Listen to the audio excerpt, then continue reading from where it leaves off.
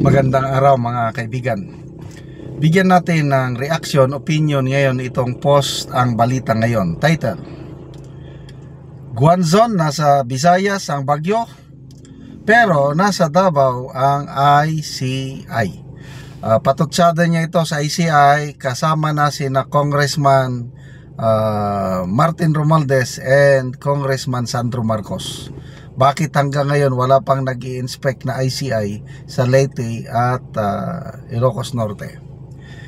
Muling bumira si dating COA COMELEC Commissioner Attorney Rowena Guanzon matapos isagawa ang inspeksyon ng Independent Commission for Infrastructure sa mga flood control projects sa Davao City. Ito ang sabi niya, Guanzon: Nasa Visayas ang tindi ng bagyo, pero nasa Davao ang ICI. Yung Ilocos Norte 1st District ni Sandro Marcos at Leyte 1st District ni Martin Luther King, kailan bibisitahin ng ICI? May di pa ba tapos? Yan ang patutsada. Wag mo na, ginagawa pa namin. Wag mo na kayong pumunta. Ano ba yan? Tila patutsada sa pamunuan ng ICI na pinangungunahan ni dating PNP Chief Rodolfo Azurin kasunod ng kanilang inspeksyon sa Matina Grabahan Flood Control Project sa Davao City. Ayon sa ulat, sinamahan ni Azurin sina DPWH Undersecretary Arthur Bisnar at Baguio City Mayor Benji Magalong upang suriin ang mga nasirang flood control structures na itinayo lamang noong nakaraang taon. Ayon kay Azurin, maaga pa para sabihing substandard ang proyekto, ngunit nagtipon na sila ng mga sample ng materyales upang malaman kung sinunod ng kontratista ang DPWH specifications. Gayunman, binigyan diin ni Guanzon na habang abala ang ICI sa Davao, milyong-milyong residente sa Visayas, partikular sa Cebu at Negros, ang lubog sa baha at naghihintay ng agarang investigasyon sa mga flood control project na mistulang walang silbi sa tindi ng bagyo. Okay, so may nabasa kong mga post. Unahin natin yung post ni Teo Moreno. Sa Visayas region, ang total number of casualties, yung nasawi talaga, is 111. Pinakamarami sa Cebu. Tapos may post din akong nabasa kay Teo Moreno pa rin eh. Galit siya. Kasi mayroong Inquirer.net article na nagsasabi ang palasyo daw gustong paimbestigahan ang mga flood control projects dyan sa Cebu from 2016 to 2022. Baka daw baka yun daw ang nagdulot yun daw ang sanhi kung bakit bumaha ng grabe sa Cebu ngayon. Grabe ano? Dapat kung imbestigahan lahat, kailang simulan mo sa pinaka-latest, going sa pinaka yung mas matagal. Di ba ganun lang yun? Bakit ang uunahin 2016 to 2022? Gusto lang talaga nilang ituro ang sisi, ang may kasalanan, Duterte administration. Nakakaumay talaga, mabuti na lang matapang itong ating gobernadora sa Cebu, Governor Pam. Post niya 2 days ago ata, galit, 26 billion flood control fund and we here in Cebu flooded to the max. Talaga second highest recipient ng flood control fund ng Cebu from 2022 up to this year. Ang pinakamalaki is Bulacan, nasa 40 plus billion. Sumusunod ang Cebu, 26 billion. So anong nangyari sa 26 billion? May nabasa akong post ni Attorney Wilfredo Garrido I don't know how true itong analysis niya na sa Cebu daw mayroong parang napakagandang resort housing, parang style rice terraces, napakagandang tignan.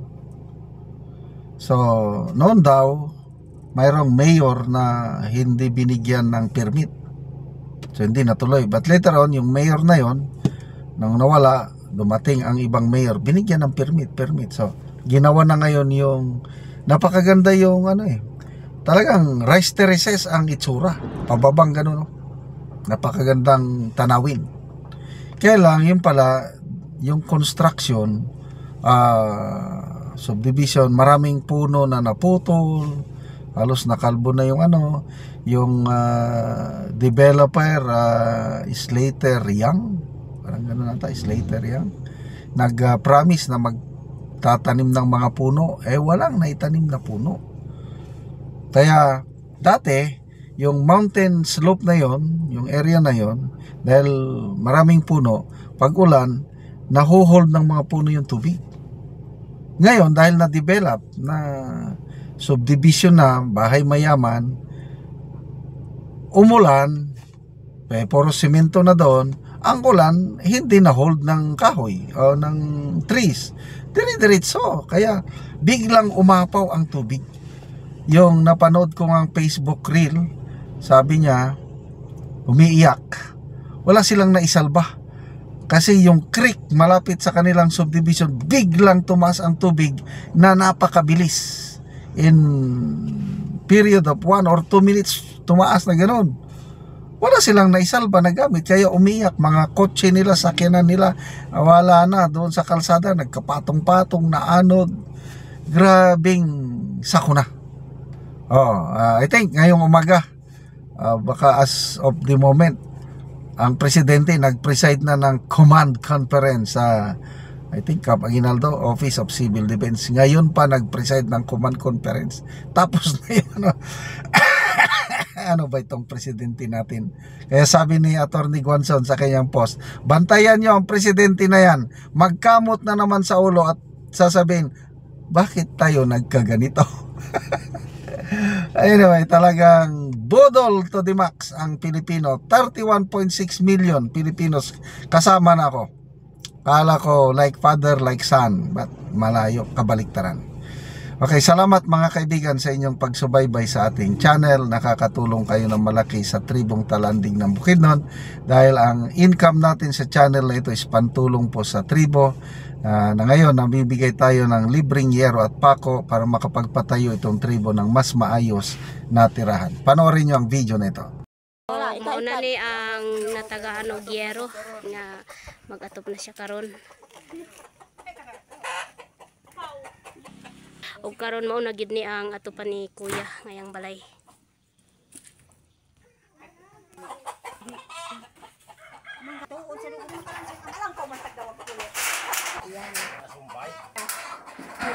Kung mo na lang gamit sa atop kag mo na lang gamit sa salog para salog o dingding. So kana siya nga balay, streamline lang siya.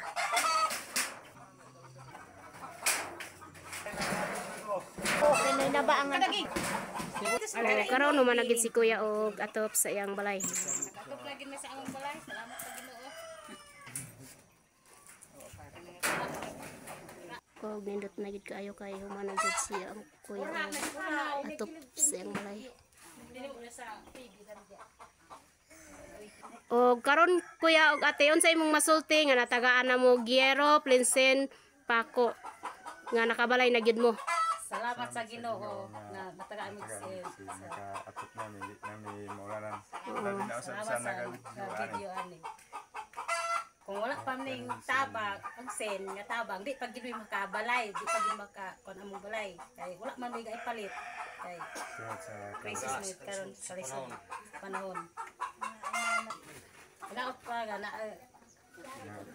Sa sunod nga ay tabang kay ang magkinahanglan matabangan kon para na pareha sa makabalay sad makatop.